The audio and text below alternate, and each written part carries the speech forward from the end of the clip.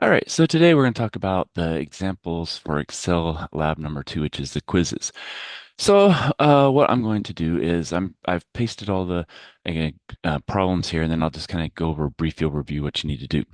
So this one, what we need to do is solve for n. So that's not a payment formula or a present value formula. So we have to actually type it in like we would in our calculator. So, this is our equation we're going to use.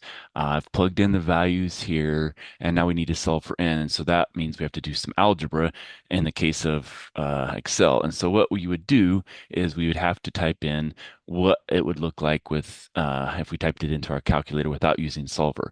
And so that's kind of what it would be. So you have to have equals, then your ln of the one minus and all that there. And so that's how you would do something like this problem when you have to solve for an n. And then of course you round it up to n is equal to 13.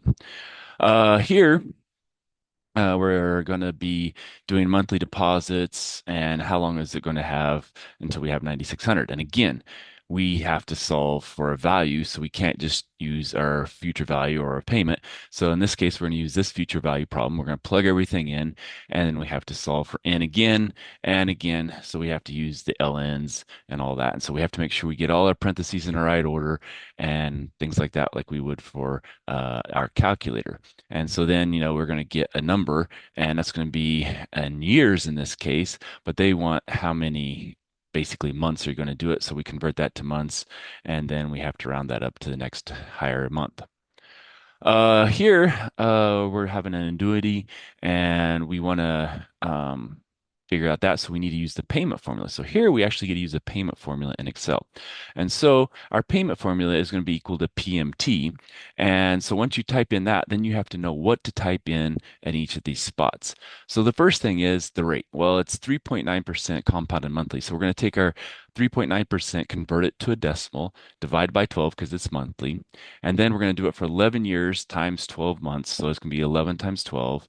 Then we have our present value is zero because we're not going to have anything when we start. And we want to get to have $93,000 in it. And so when we do that, we just hit enter. And when we get done, oops, we have our value that says we have to pay $565.32 every month to get to that $93,000 in 11 years. So that's using our payment formula. The next one is a little bit more complicated. So here we're purchasing a home for $178,124. 10 years go by, paying 15% down, signing a 30-year mortgage at 12% compounded monthly. Interest rates have now dropped, and the owner wants to refinance the unpaid balance by signing a new 20-year mortgage at 6.6 compounded monthly. How much interest will refinancing save? So what I this is kind of like the Excel Lab 3. I just made a table for that. And so, our initial interest rate, a number of years, payments per year. Now this one is our total paid for the house times 0.85 because we had to pay 15% down, so only 85% is left. And so that's where we get that number.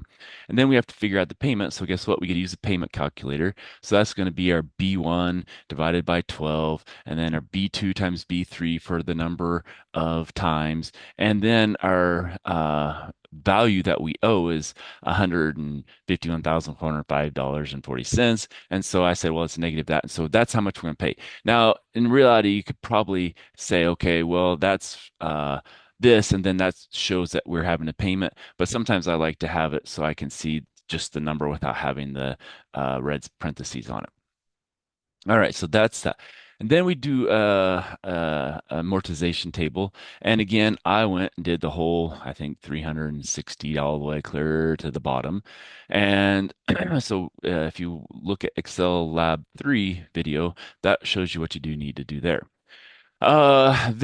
So with our payment that we know is how much we're making or making payments for, then after that, our loan balance after that 10 years, well, we have to go down and figure out what that is when we go down to 10 years.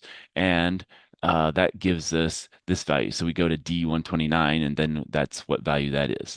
And then how much have we paid off? Well, that's going to be our B4, how much we borrowed, minus what E9 is. And so we have to go the original balance. And so then that tells us we paid off that much of the amount. Now we have to make a new loan payment with the new criteria. And so to do that, we're going to have a new interest rate, the 0.066% divided by 12.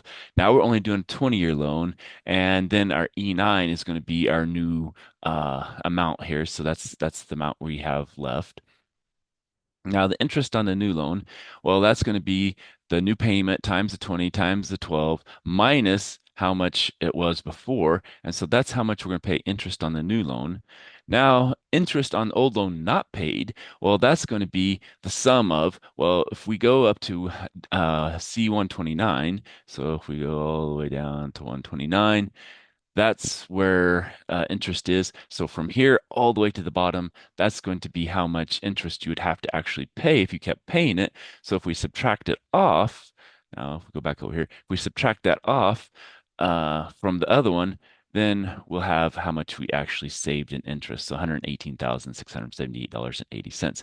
Now this one is the interest on a new loan. And again, that's we could get that by, doing that, or we could add up all the interest in this column here and do it that way as well. So all depends on how you want to do it. And this is showing you the sum from here on down, and this is showing you the other way. But both of them, they're roughly the same. There's like so much cents off it. So it depends on, I think it's all about rounding. And again, that's a big thing about this section. So that's how you do that one, a little more complicated. Now here we've got one. We want to have kind of the future value and then how much is going to be there. So for the first part, we can use the future value formula. And again, we ask for the rate, the number times per year or whatever, the payments, present value, and type. Well, in this case, our rate is 6.8% compounded annually. So it's divided by 1. So it's 0.068. 22 times because it says he's going to do 22 equal deposits and he's depositing $1,700 each time. And so doing that, then that gives us our future value. Now, that gives us this. Well, what is going to be our compounding interest after that? Well, if it's compounding at 6.8% there, then we just have to do our normal equation. So it's what our future value was times 1 plus our rate to the 20. Well, it's divided by 1 and times 1. So then that would be the whole thing for our future value.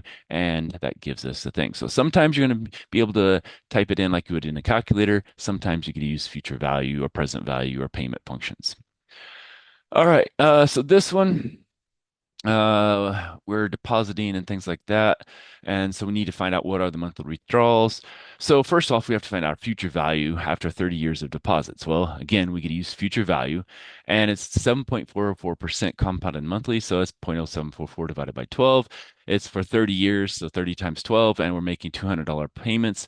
And so that's going to be our future value. That's how much we own at that time. Now, we're going to reduce the balance to zero over the next 15 years. So now payments, how much you're going to get paid. And so again, we're future value divided by 12, 15 years times 12. Now A11 is how much total we have. Well, that's that value there.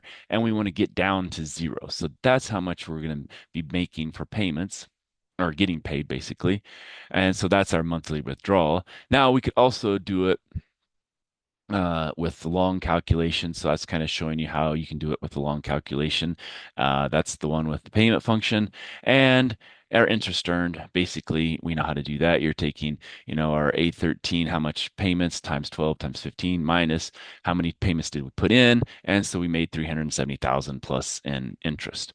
Now, second part, they want to make withdrawals of $1,500 per month for the last 15 years. How much should be deposited for the first 30?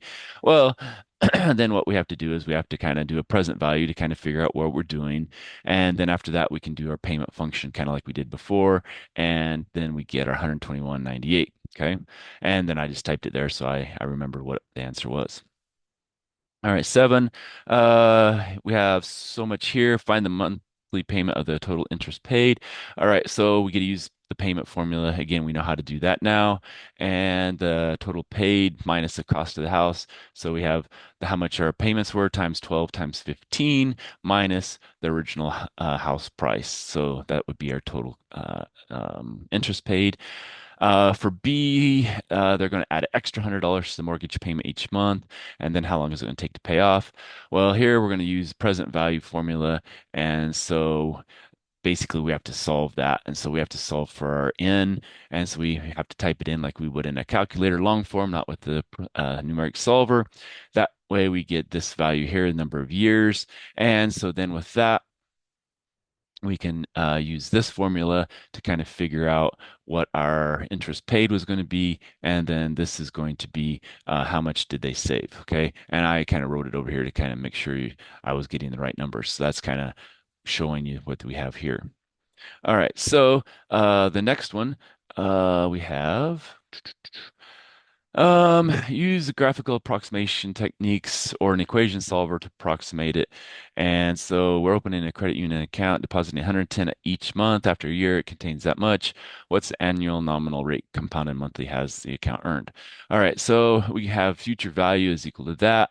And so we have this equation, and that's going to be equal.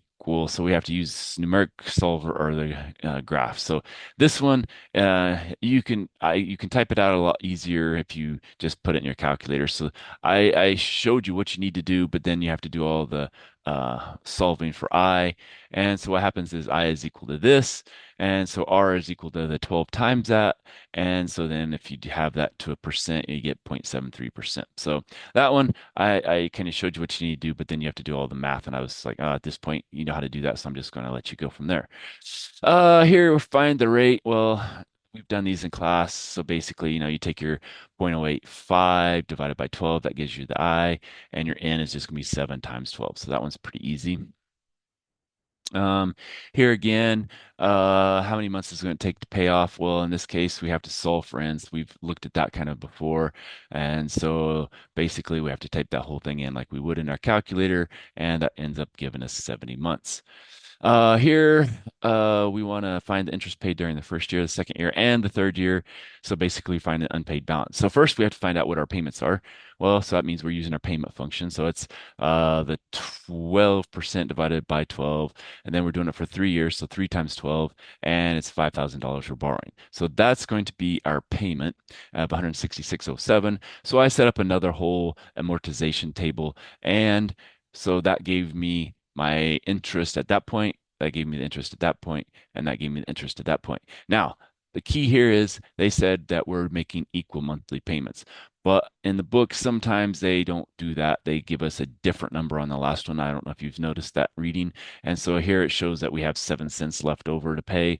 Well, in the book, they would probably make that 166 49 or whatever, or however it would be to make that a zero. And so well, it's probably another 14 or maybe 166.14. So that would be zero. But this is with what it would be with the equal payments. And so that would be your thing. So that'd be the third year interest, second year interest, and first year interest. And finally, future value formula, we have to solve for n. So again, we have to do our ln function, and then we round that up to 6. So hopefully that helps you with figuring out how to use our Excel to do these. Again, a lot of them you can use payment or future value or present value, but some of them you have to use your long equation equals, and then you have to type in the thing, making sure you get all your parentheses correct.